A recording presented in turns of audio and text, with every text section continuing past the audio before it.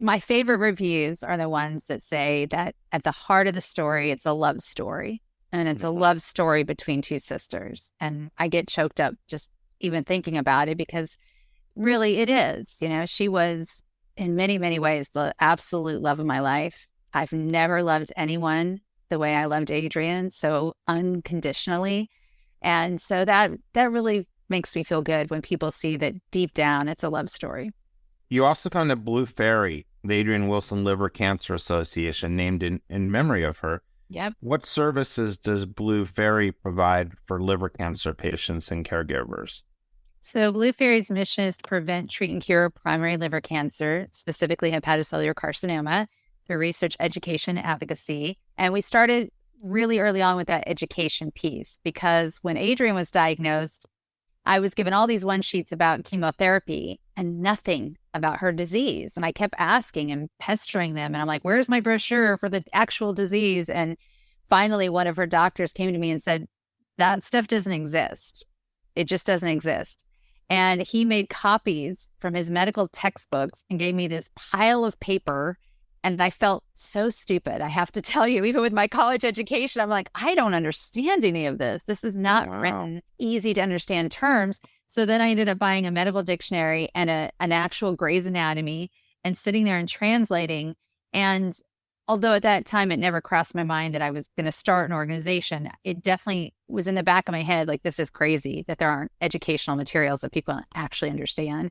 And so from our very inception, we've had patient education materials. We ship worldwide for free. They're in multiple languages. We also have an amazing community that is a true HIPAA compliant forum for patients and caregivers. i.e., it's not a Facebook group. And this might seem like a stupid question, but if there was nothing out there, how could doctors fully know? Thank you. That was one of the challenges, is that she was diagnosed with what's considered a rare cancer, and certainly it's not a pediatric cancer. And so her oncologist, who was randomly assigned to us, did not know anything about her disease and didn't know how to treat it because she had what they would consider a very adult cancer. And so ultimately, after fighting the insurance for 6 weeks, I was able to transfer her from Children's Hospital Los Angeles to UCLA, where they actually had a liver cancer center, a brand new one at the time, and they saw her disease every single day. Wow. But if you wouldn't pushed like that, it would have just slipped through the cracks and even been worse. Absolutely. Absolutely. And that's when I'm working with patients and caregivers now. I tell them you have to be the squeaky wheel. It's so hard.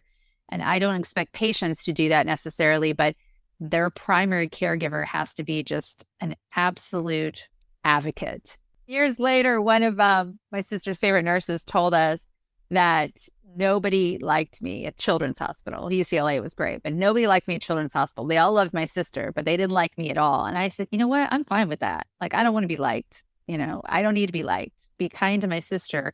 I'm not there to be liked. I'm there to fight for her. Yeah, it's really rewarding to teach people how to do that now.